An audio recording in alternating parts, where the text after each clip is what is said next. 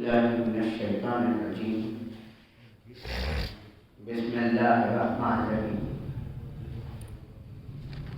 قال الله تعالى في القرآن المجيد والفرقان الحميد وما أرسلناك إلا رحمة للعالمين.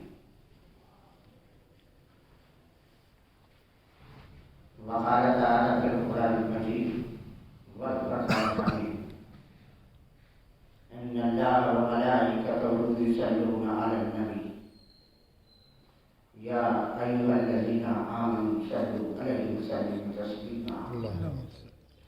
اللهم صل على سيدنا مولانا محمد وبارك وسلم. محترم علماء کرام، السلام علیکم ورحمۃ اللہ وبرکاتہ۔ اللہ تبارک و تعالیٰ کے بارگاہ میں ہم شکر ادا کرتے ہیں کہ اس نے ہمیں اللہ کے نبی صلی اللہ علیہ وسلم کی سیرت مبارکہ کے عنوان سے سیرت سیریز کا پارٹ نمبر 6 اس کے آغاز کرنے کی توفیق عنایت فرمائی ہے۔ اس سفر 5 سیریز میں جو گفتگو کا اختتام پہنچا تھا وہ یہ تھا کہ حضور صلی اللہ علیہ وسلم کے چچا جان حضرت ابو طالب محمد صلی اللہ علیہ وسلم کو بحیرہ راہب کی ہدایت کے مطابق بصرہ سے واپس مکہ المکرمہ لے آئے تھے، اور ہم نے اس کے بعد یہ بات آپ کے کوئی گزار کی کہ انشاءاللہ تعالیٰ اس کے بعد کے واقعات آئندہ کی سیریز میں سمجھنے کی کوشش کریں۔ آج 13 جنوری 2022 کو یہ موقع ہمیں مسجد عالمگیر میں بعد نماز عشاء اللہ تعالیٰ نے مرحمت فرمایا ہے۔ جب محمد صلی اللہ علیہ وسلم کو حضرت ابو طالب اپنے ساتھ لے آئے تو چونکہ وہ اس سے قبل کے واقعات سے بھی واقف ہے اور یہ واقعہ بھی ہو چکا تھا، اس لیے حضور صلی اللہ علیہ وسلم کی زندگی کے متعلق، ان کی سیکورٹی کے متعلق آپ کو بڑی فکر دامن کی ہو گئی کہ کہیں مبادہ کوئی اللہ کے رسول صلی اللہ علیہ وسلم کو قتل نہ کر جائے، لہذا آپ پہلے سے اور زیادہ چوکس ہو گئے، الرٹ ہو گئے، اور زیادہ سے زیادہ اپنے ساتھی محمد صلی اللہ علیہ وسلم کو رکھنے لگے۔ اسی کے ساتھ ساتھ آپ نے دوسرا کام یہ کیا کہ محمد صلی اللہ علیہ وسلم کو تیر چلانا، جنگ کے معاملات سے موافقت حاصل کرنا، اس سلسلے میں باقاعدہ ٹریننگ لینی شروع کر دے۔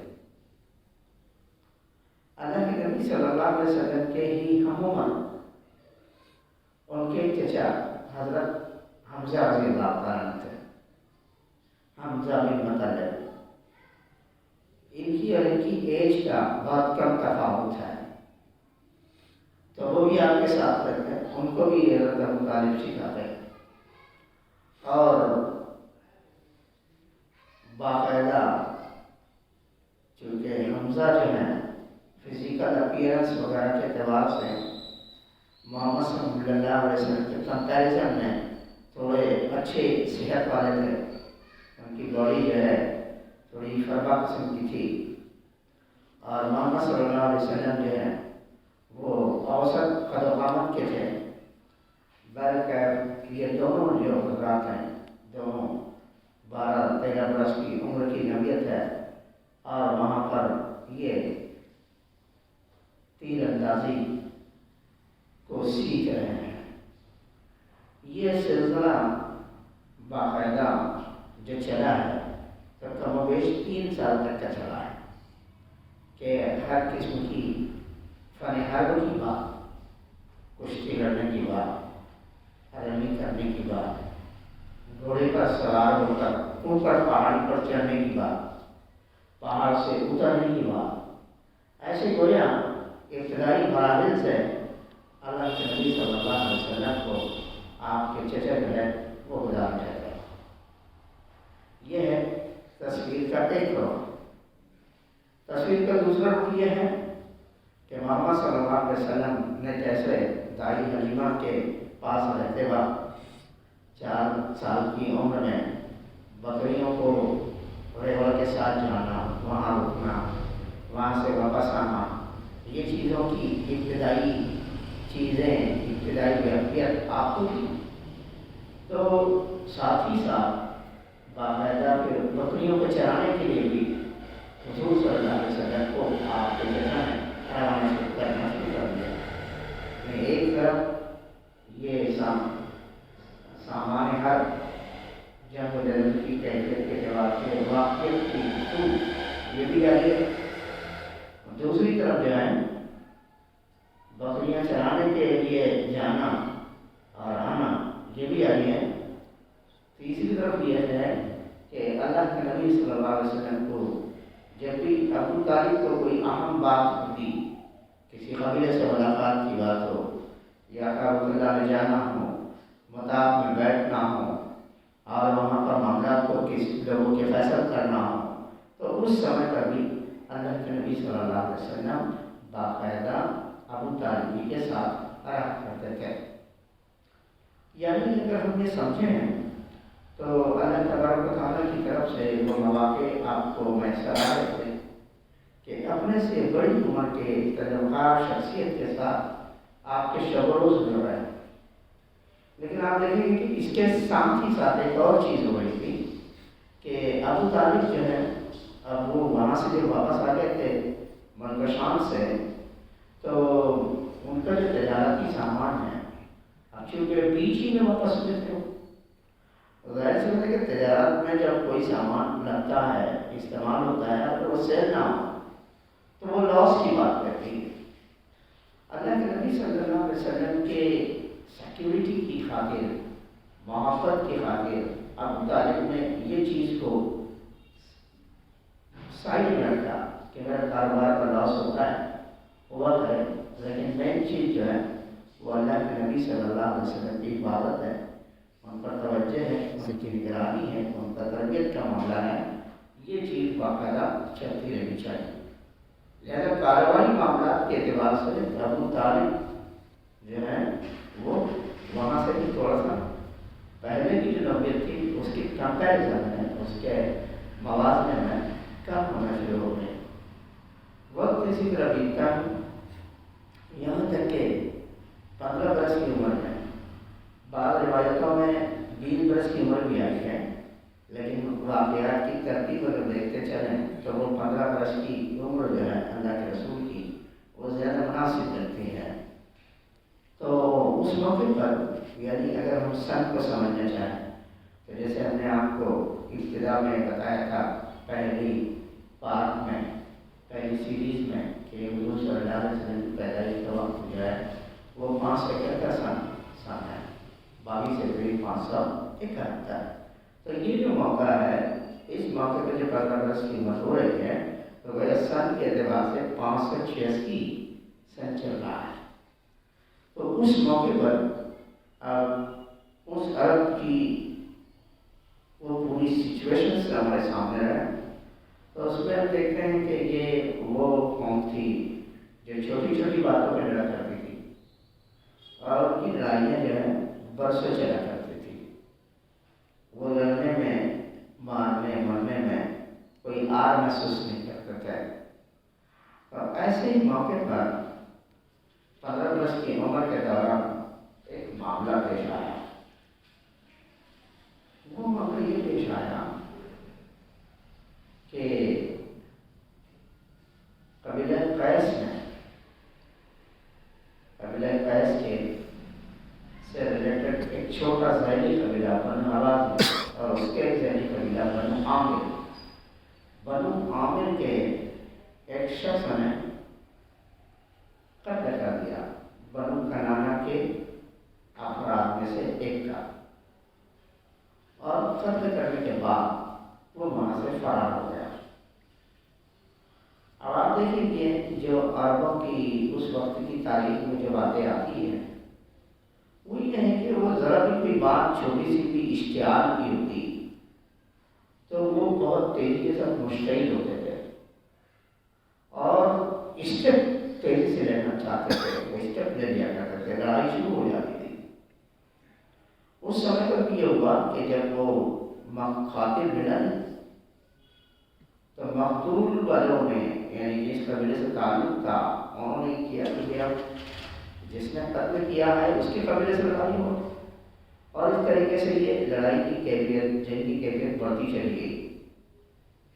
تو جنگ کی کیفیت جب بڑھی ہے تو یہ قبیلوں میں یہ بنی کنانا قبیلہ جو ہے اس کے حلیف یعنی سپورٹر، ساتھ دینے والوں میں سے قریش قبیلہ تھا اور ادھر قیس قبیلہ تھا.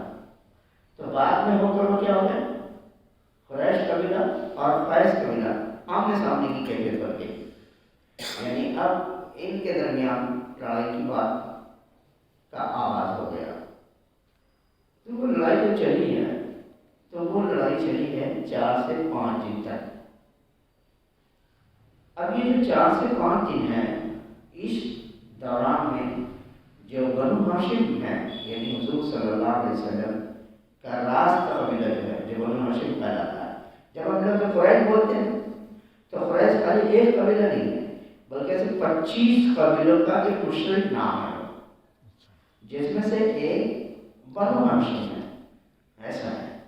تو بنو کنانا جو ہے وہ معاملہ ایک طرف قریش کے ساتھ ہو گئے ہیں.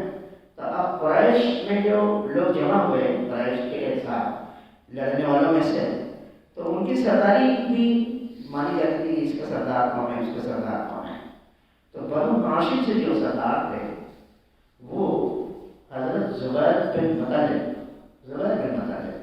جو حضور صلی اللہ علیہ وسلم کے ایک چاچا ہے، زبیر بن مطلب. یہ اس وقت کے سردار ہے، مطلب اس لڑائی میں. اب چونکہ یہ نوعیت ایسی بھی بن گئی تھی کہ قریش اپنے نزدیک اپنے آپ کو حق سمجھتے تھے اور پھر وقت واقعی بات کی تھی ویسی. تو ان کے نزدیک یہ تھا کہ اس لڑائی کو لیے بنو ہاشم میں سے بھی سب رہنا اور دوسرے جو ذیلی قبیلے ہیں ان میں سے بھی سب رہنا برابر لڑنے کے لیے. ابتدا کے کچھ دن قیس قبیلہ غالب رہا لیکن بعد میں پھر قریش کا پلہ غالب ہوا.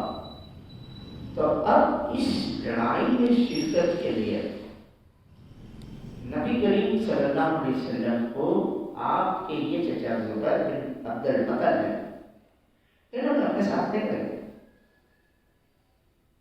کہ آپ جنگ میں چلیے. اب ساتھ لے کر گئے تو آپ ظاہر سی بات ہے کہ امیجن کیجیے، اب یہ تصور ہی کر سکتے ہیں کہ 15 برس کی عمر جو ہے لڑکپن کی عمر ہے، بھرپور جوانی بھی نہیں اور بچپن بھی نہیں، لڑکپن ہے. ابھی جوانی کی عمر کو پہنچنے والے ہیں. اگر آپ ایجوکیشنل سسٹم سے سمجھنے کی کوشش کریں تو 9ویں یا 10ویں کے اسٹوڈنٹ کی جو کیفیت رہتی ہے ویسی ایج ویسی کیفیت میں اللہ کے رسول صلی اللہ علیہ وسلم ہیں. تو پھر ظاہر سی بات ہے کہ ان کو کیا کام دیا جا سکتا ہے، سکھایا تو گیا ان کو، سیکھا انہوں نے، لیکن کام دینے کی بات جو ہے وہ یہ رہا کہ جو تیر جب بنو ہاشم کے قریش قبیلے کے لوگ تیر چلائیں گے تو ظاہر سی بات ہے کہ کمانوں میں تیر لگانا رہتا ہے، تیر چلا رہے تھے تو پھر جو نیچے تیر گر جا رہے ہیں یا نیچے تیر الگ سے رکھے ہوئے کمان بھی جب ختم ہو جائے تو وہ تیر اٹھا کر اللہ کے رسول صلی اللہ علیہ وسلم اس تیر کو دیا کرتے تھے. تو آپ کی سیرت کا یہ پہلا واقعہ ایسا ہے جو جنگ کی حیثیت میں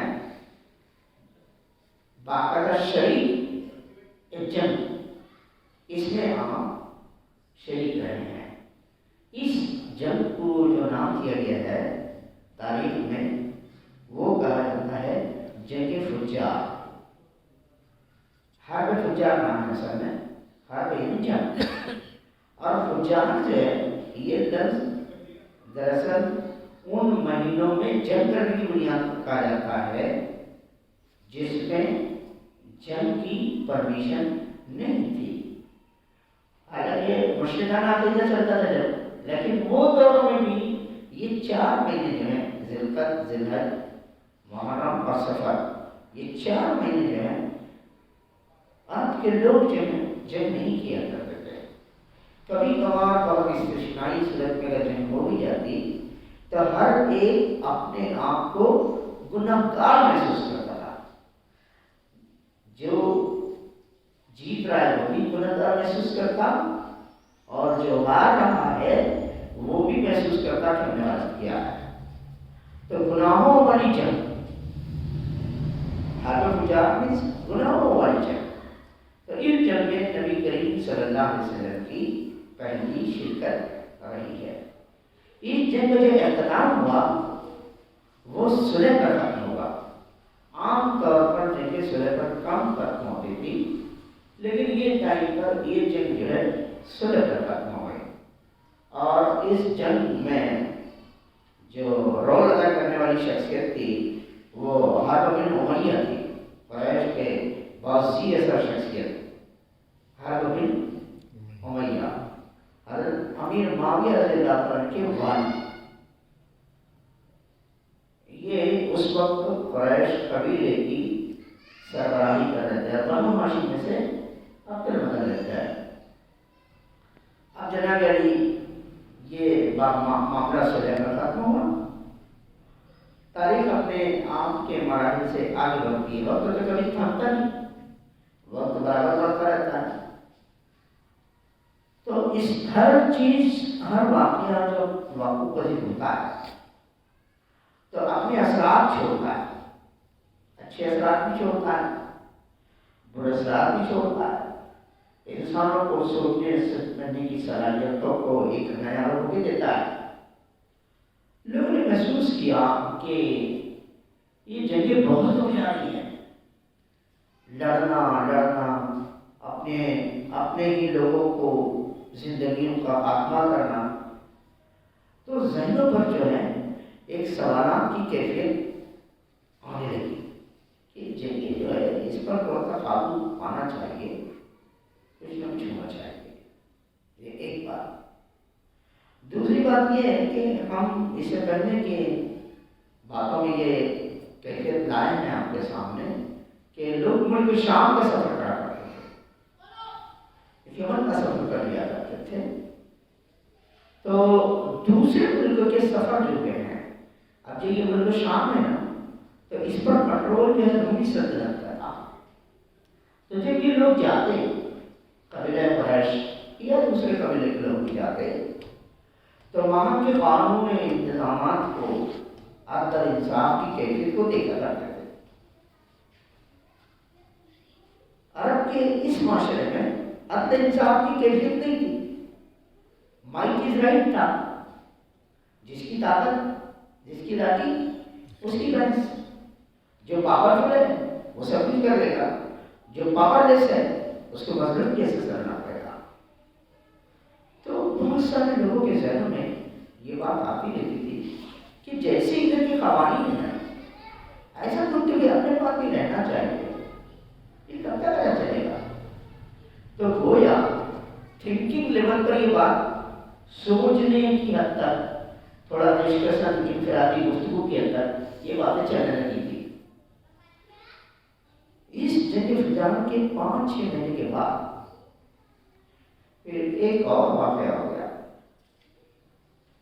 واقعہ یہ ہوا کہ نبی صلی اللہ علیہ وسلم یمن کے ایک زبیر بندرگاہ کے پاس سے قبیلہ سہم کا ایک تاجر جو ہے اس نے اپنا بہت سارا مال یمن سے لے کر مکہ پر لایا سیل کرنے کے لیے، اور جب وہ سیل کر چکا تو اس میں سے ایک شخص جو تھا عاص بن وائل نام کا، اس نے کافی مال خرید لیا اس سے، لیکن مال خرید لینے کے بعد اس نے اندازہ لگایا کہ یہ جو شخص ہے جو یہاں پر مال کو سیل کرنے کے لیے آیا ہے، یہ تاجر جو ہے یہ اجنبی ہے اور اس کو یہاں پر کسی قبیلے کا سپورٹ نہیں مل سکتا، لہذا اس نے اس کے اماؤنٹ کو دینے میں پسپیش شروع کر دیا اور کہا کہ میں تم کو پیسے نہیں دیتا۔ لیکن وہ تاجر جو تھا،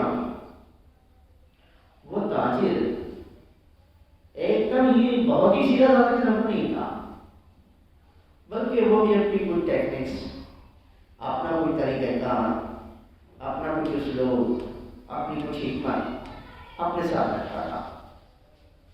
اس نے پہلے تو عاص بن وائل کو سمجھایا کہ دیکھو میرے پیسے دے دو آپ، لیکن معاملہ جو ہے وہ چلا نہیں۔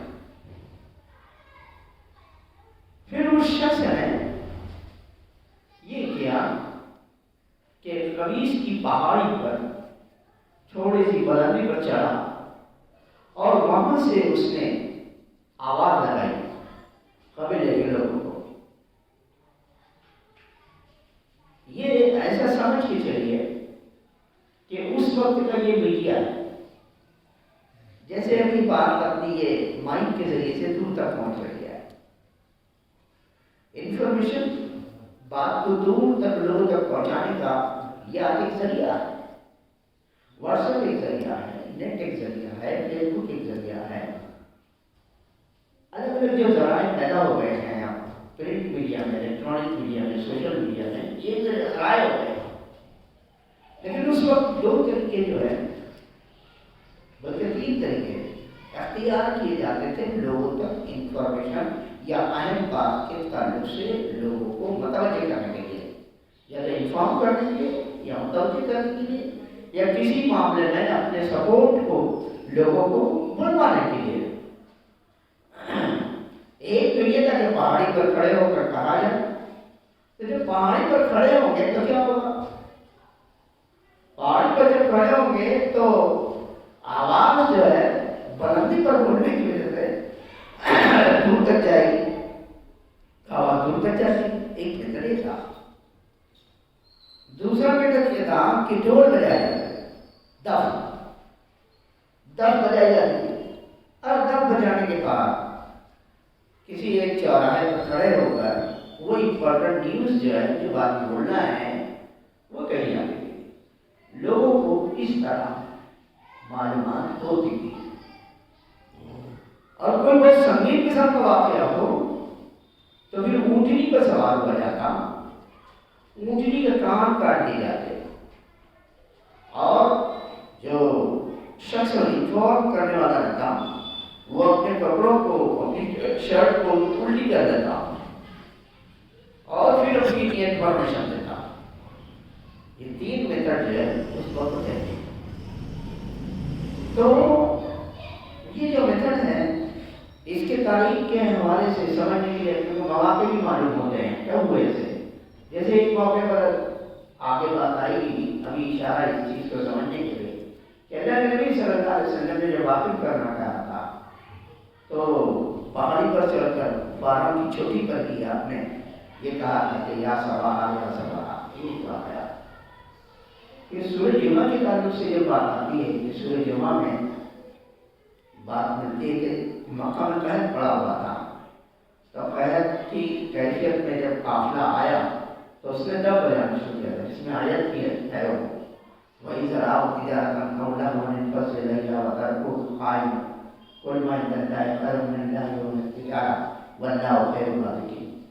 کہ وہ قافلے جب وہ آیا تو لوگ مسجد نبوی سے نکل کر باہر چلے گئے تھے، 12 بعض روایات میں 19 افراد رہ گئے تھے، حضور صلی اللہ علیہ وسلم خطبہ دے رہے تھے تو وہاں کھڑے کے کھڑا چھوڑ دیا اور وہ اس قافلے کی طرف دوڑ پڑے تھے۔ ان کو کہا یہ دیکھو اللہ کے نزدیک یہ مال دنیا سے زیادہ بہتر چیز ہے اور اللہ بہترین رزق دینے والا ہے۔ اور تیسرا وہ اونٹنی کے کان کاٹنے کی جو بات ہے. تو یہ ابو سفیان نے جب جنگ بدر کے موقع پر زندق غفاری نام کے ایک شخص کو اونٹنی پر بھیجا تھا کہ مکہ کے مشرکوں کو انفارم کر دیجیے کہ ہمارا قافلہ جو ہے خطرے میں آ گیا ہے. محمد صلی اللہ علیہ وسلم کے طرف سے اس بات کا امکان ہے کہ وہ ہمارے قافلے کو ان کے ساتھی جو ہے نعوذ باللہ وہ لوٹ لیں گے. تو یہ تاریخ سے ہم کو اس کے پروف ملتا ہے کہ یہ طریقہ یہ میتھڈ وہاں پر استعمال کیا جاتا تھا. تو اللہ کے نبی صلی اللہ علیہ وسلم کا اس معاملے میں کیا تعلق آتا ہے وہ سمجھنے کا پہلو ہے. تو ہوا یہ کہ جب یہ آواز لگی تب سارے لوگ اس میں سنے اس کو. تو دیکھیے جو شرک اور بت پرستی میں پڑے ہوئے لوگ رہتے ہیں چاہے اس وقت کے ہوں چاہے اس وقت کے ہوں, لوگوں کی سوچنے سمجھنے کی صلاحیتیں جو ہے وہ معاف ہو جاتی ہے اور وہ اپنا قبیلہ, اپنی برادری, اپنی کاسٹ, اپنا دھرم کے لوگ, اپنے ایریے کے لوگ, ان کے اندر ریسزم آ جاتا ہے, ان کے اندر کیمنلزم آ جاتا ہے, ان کے اندر کاسٹزم آ جاتا ہے اور اسی اینک سے وہ اسے دیکھتے ہیں. یعنی وہ یہ نہیں سوچتے کہ سچ کیا ہے اور جھوٹ کیا ہے, بلکہ ان کے سوچنے کا انداز یہ ہوتا ہے کہ اگر ہمارے قبیلے کا ہے تو پھر اس میں ہم ساتھ دیں گے, ہمارے ایریے کا ہے, ہمارے علاقے کا ہے, ہمارے دھرم کا ہے, ہماری کاسٹ کا ہے, ہم ساتھ دیں گے, ورنہ ہم ساتھ نہیں دیں گے. یہ چیز اس وقت بھی موجود تھی. لوگ جو ہے قبیلوں کی بنیادوں پر نوعیتوں کو ڈیل کرنے کے عادی تھے, لیکن بہرحال غلط ہر حال میں غلط ہوتا ہے اور غلط کی غلطی کو کسی نہ کسی موڑ پر انسان کو یا انسانی گروہ کو تسلیم کرنا پڑتا ہے اور سچ کی فیور میں آنا پڑتا ہے, کیونکہ سچ بتاتے تو ایک طاقت ہے, ایک شکتی ہے. تو اس وقت جو ذہن بنا وہ یہ بنا کہ یہ شخص کے تعلق سے تو ظلم ہو گیا, اس کی ہم کو ہیلپ کرنی چاہیے. تو آؤٹ آف قبیلہ سسٹم لوگ ہیلپ کرنے پر مجبور ہوئے اور اس میں سب سے زیادہ امپورٹنٹ رول پلے جو کیا وہ اللہ کے رسول صلی اللہ علیہ وسلم کے چچا زبیر بن مطلب نے کیا. اور ان سب کو جمع کیا, کہا یہ کیا بات ہے, آج دن ہمارے کو اس کا حق دینا چاہیے اور اس کو بالکل یہاں سے ویسی جانا اس کا غلط ہے, اس کے ساتھ انصاف ہونا چاہیے. تو عبداللہ بن جدعان نامی شخص کے مقام پر سب لوگ جمع ہوئے. اب اس میں قبیلہ قریش کے بھی ہیں, بنو ہاشم کے گھرانے سے بھی ہے, بنو زہرہ سے بھی ہے, بنو اسد سے بھی ہے, بنو تیم سے بھی ہے, سارے لوگ وہاں پہ جمع ہوئے. صرف دو قبیلے کے لوگ ایسے ہیں جو جمع نہیں ہو سکے تھے, ایک شمس اور ایک نافذ قبیلے سے. باقی لوگ وہ گھر بھی بڑا تھا اس شخص کا, اس نے سب کو جمع کیا, لوگوں نے ڈسکشن کیا. ان جمع ہونے والے لوگوں میں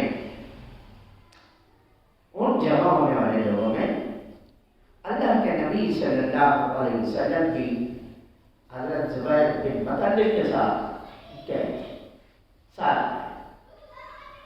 یعنی وہ انچ کے اعتبار سے 15.5 سال 16 سال اندازہ قائم کر سکتے ہیں کہ وہاں پر آپ جو ہے باقاعدہ آپ نے اپنا معاملہ ساتھ میں جانے کا رہا. اب یہاں پر جو ڈسکشن ہوا, یہاں پر جو چیز کو شیپ دیا گیا وہ شیپ یہ دی بات کہ اب یہاں سے ظالم اور مظلوم کو قبیلہ واریت کے اعتبار سے نہیں دیکھا جائے گا, بلکہ وہ مظلوم اگر ہے چاہے وہ کسی قبیلے کا ہو, اس کو انصاف دلانے کی کوشش کی جائے گی اور یہ سب کریں گے مل کر.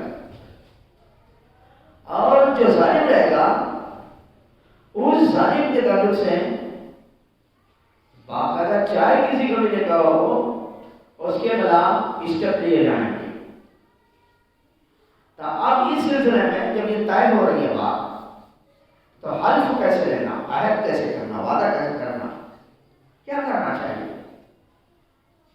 تو انہوں نے یہ کیا کہ وہ سارے لوگ عبداللہ بن جدعان کے گھر سے کعبۃ اللہ ہے، کہاں ہے کعبۃ اللہ، اور وہاں پر جو لوگ جو گئے ہیں دیکھتے ہیں کہ سب اسود جہاں رکھا ہوا ہے، حضرت اسود کے پاس آئے.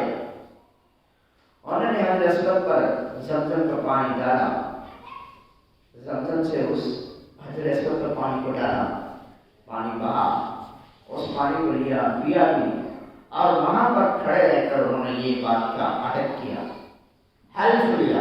حلف، اس حلف کو لینے پر یہ اس بات کی علامت تھی، کیونکہ ایک بات ہے قریش کی جہاں ہم عرب کے مشرکین کی جہاں ہم کمزوریوں سے بات کرتے رہتے ہیں کہ یہ ان کے اندر کمزوریاں تھیں، یہ ان کے اندر کمزوریاں تھیں، تو ان کے اندر جو خوبیاں تھیں اس میں خوبی یہ تھی، خوبیاں بھی تھی ایسی بات ہے، اور ہر انسان کے اندر یہ بات موجود ہے کہ وہ مرکب ہے دونوں چیزوں کا، خوبیوں کا بھی اور خامیوں کا بھی، کمزوریوں اور کوتاہیوں کا بھی، نیکی اور بدی اس کے اندر کم اور زیادہ ہوتی رہتی ہے.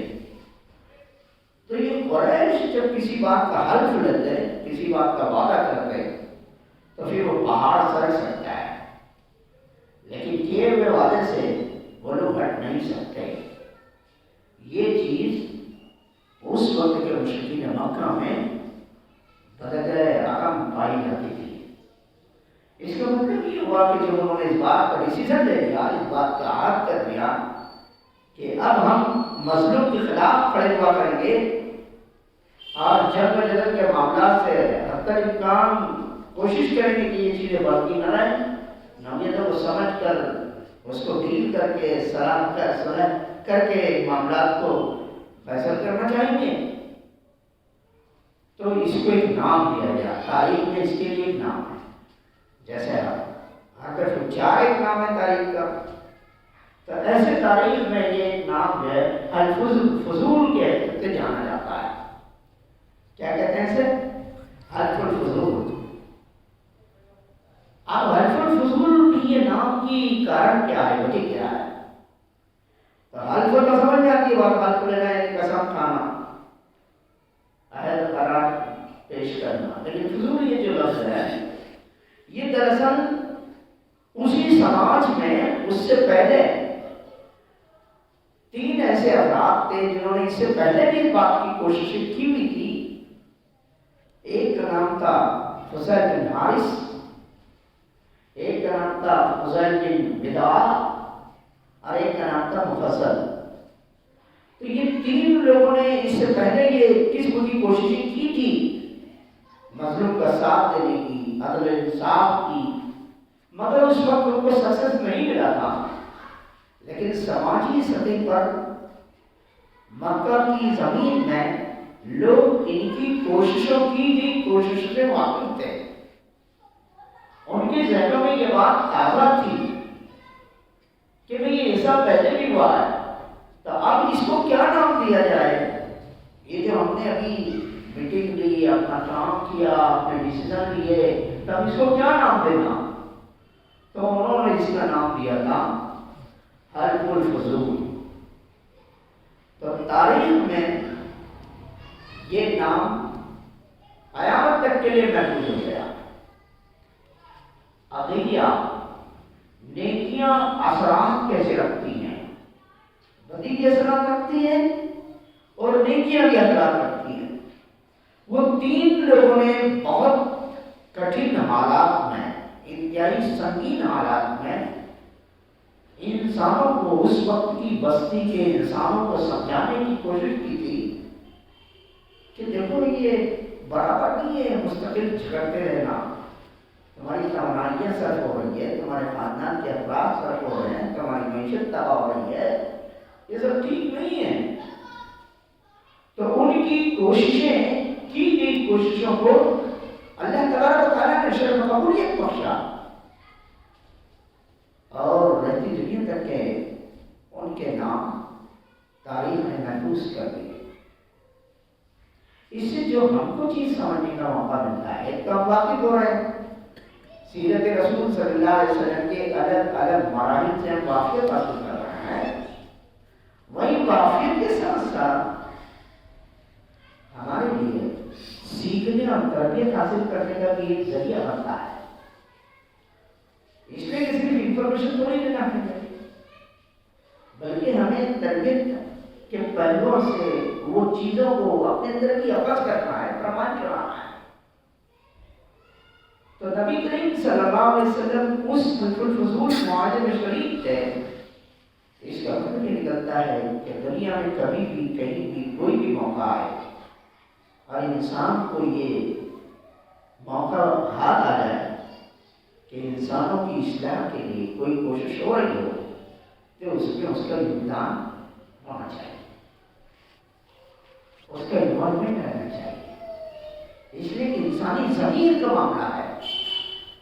انسانی ضمیر کا معاملہ یہ ہے کہ جہاں اچھی چیز ہوتی ہو وہاں پر ہمارا اپنا سپورٹ لگنا چاہیے، اس سے خود کی ذات بھی اس کو بھی فیض ملتا ہے، اللہ تبارک تعالیٰ اس کو بھی درجے قبولیت میں مقام عنایت فرماتا ہے، اور جو قوت اور اجتماعیت جمع ہو رہی ہے اس کو بھی تقویت ملتی ہے، وہ بھی تھوڑا پاورفل بنتی ہے۔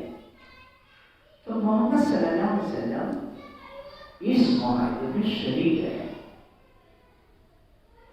اور آپ نے اس معاہدے کو بعد میں بھی یاد رکھا، اور اس موقع پر محمد صلی اللہ علیہ وسلم نے یہ کہا کہ اگر مجھے کوئی سرغوب دے کر دے اور یہ کہے کہ تم اس معاہدے میں شریک نہ رہو تو میں سرغوب قبول نہیں کروں گا، میں ایسے معاہدے کے لیے اپنے آپ کو پیش کروں گا۔ آپ ہی میں ایسی کوئی بات آئی اور کسی نے مجھے حلف الفضول کے معاہدے کی طرح شریک ہونے کی راہ دکھائی تو میں اس میں پہل کروں گا۔ یہ بات اللہ کے نبی سے اس کا مفہوم ہے، یہ جو بات میں آپ کے سامنے کہی ہے یہ مفہوم ہے، اس بات کا جو اللہ کے رسول نے کہی تھی، گویا اللہ کے رسول نے اس کام کو اس عمر میں غیر معمولی آدمی۔ اب آئیے اس نحو سے سوچیں کہ آپ ہی کی عمر کے حساب سے وہاں پر اور آپ ہی کی عمر کے حساب سے تھوڑا سا آگے پیچھے وہاں پر اور تو اس تاریخ کے اس موڑ پر ہم ایک شخصیت کو پاتے ہیں، وہ شخصیت تھی سیدنا ابو بکر صدیق رضی اللہ عنہ۔ اس عبداللہ بن جدعان کے مکان پر جو سواری لی تھی، میٹنگ لی تھی، اس میں حضرت ابو بکر صدیق اپنے والد محترم ان کے والد محترم ابو قحافہ ان کے ساتھ تشریف لائے، یعنی ہم جو پورے وسیع کینوس میں سمجھیں گے نا۔ دوسری چیز حضرت حمزہ، حضرت عباس یہ چاچا ہیں تھے، تو حضرت عباس جو ہے وہ کتنے برس کے ہیں؟ 3 برس کے ڈفرنس کے ہیں، یعنی حضرت عباس رضی اللہ عنہ کی عمر کی پیدائش جو ہے وہ واقع فیل سے 3 سال پہلے کی ہے۔ واقع فیل لوگ پہلے ڈیٹ وائز نہیں سمجھ پاتے تھے، اس کو ریکارڈ بھی مینٹین میں نہیں کرتے تھے، بلکہ کوئی بڑے ایونٹ سے جوڑ کر وہ بولا کرتے تھے۔ تو واقع فیل مطلب ہاتھیوں کے لشکر والا جو واقعہ ہوا تھا، ابراہیم نے جو کعبۃ اللہ بڑھانے کے لیے یہاں آیا تھا، اس سے 3 سال پہلے حضرت عباس رضی اللہ عنہ کی پیدائش ہوئی تھی، گویا وہ 3 سال بڑے تھے۔ امیر حمزہ جو ہے وہ بھی چاچا ہیں، وہ 2 یا 1 سال، 1 اور 2 سال کا معاملہ تاریخ کی کتابوں میں آیا ہے۔ تو یہ مطلب بڑے لوگ تو شریک ٹھیک ہے، ان میں سے یہ اس وقت کی لڑکپن کی عمر کے بچے بھی جو ہیں وہاں پر شریک تھے۔ تو اللہ کے نبی صلی اللہ علیہ وسلم کے تعلق سے ہم یہ دوسری بات 15 سے 16 برس کی عمر میں ایسی باتیں ہیں۔ تو ہم نے اپنی گفتگو کا آغاز 12 برس کی عمر سے اس کے درمیان کے واقعات کا احاطہ کرتے ہوئے کیا ہے، اور اب ہم 16 برس کی عمر تک پہنچ رہے ہیں۔ ظاہر سی بات ہے کہ یہ ہر واقعہ جو ہے اپنے اثرات رکھتا ہے۔ تو حلق الفضول کا بھی واقعہ جو ہے وہ اپنے اثرات سماج میں مرتب کرنے لگا، یعنی لوگوں کے اندر یہ احساس اور شعور ڈیولپ ہونے لگا کہ ہم جو لڑ رہے ہیں اور جو مستقل ہم برسہ برس لڑتے رہتے ہیں، یہ ذرا ٹھیک بات نہیں ہے۔ ہم کو صلاح مشورہ کر کے صلح کی طرف معاملات کو ڈیل کرتے رہنا چاہیے۔ یہی چیز ہر دور کے لیے، ہمارے دور کے لیے بھی ہے، انسانوں کی فلاح و بہبود کے لیے بھی ہے۔ صرف مسلمانوں کی فلاح و بہبود کی بات نہیں، بلکہ انسانوں کی فلاح و بہبود کے لیے بھی ہے کہ لوگوں کے اندر تنازعات ہو سکتے ہیں، اختلاف رائے ہو سکتا ہے، مختلف ایشوز پر لوگ ایک دوسرے کے تعلق سے سمجھنے میں مس انڈرسٹینڈنگ رکھ سکتے ہیں، لیکن بہت کھلے دل کے ساتھ اگر گفتگو ہو، ایک دوسرے کا موقف سمجھا جائے اور موقف کو سمجھنے کے بعد کیا حق ہے کیا باطل ہے اس کو ٹیلی کیا جائے، اور افراد ایسے سمجھدار سوجھ والے جو قوت نافذہ بھی رکھتا ہو، تو وہ پھر معاملات کو ڈیل کر کے صلح کی طرف لے جائیں۔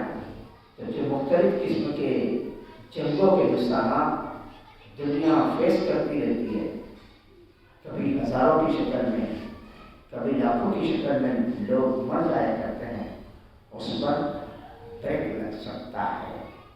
جو چیز کل ہوئی تھی تاریخ میں، وہی چیز آج بھی ممکن ہے۔ اور ہمارے لیے ایک اچھی بات یہ بھی ہے کہ اب دنیاوی سطح پر UN میں موجود ہے۔ UN اگر اپنے صحیح سازش کا روڈا کرے تو بہت سے دن کے بادل چھٹ سکتے ہیں۔ یہاں پر ہم اپنی بات کو ختم کرتے ہیں۔ اس کے بعد جو واقعات پیش آئے انشاءاللہ تعالی آئندہ کسی دن میں اسے سمجھنے کی کوشش کی جائے گی۔ جو باتیں کہی گئی ہیں، اس سے جو چیزیں ہماری تربیت کے اعتبار سے انسانوں کی بڑائی کے لیے نکلتی ہوں، ہم اسے استعمال کرنے کی ممکنہ کوشش کرتے ہیں۔ درود و سلام ہو محمد صلی اللہ علیہ وسلم پر، وآخر دعوانا الحمدللہ۔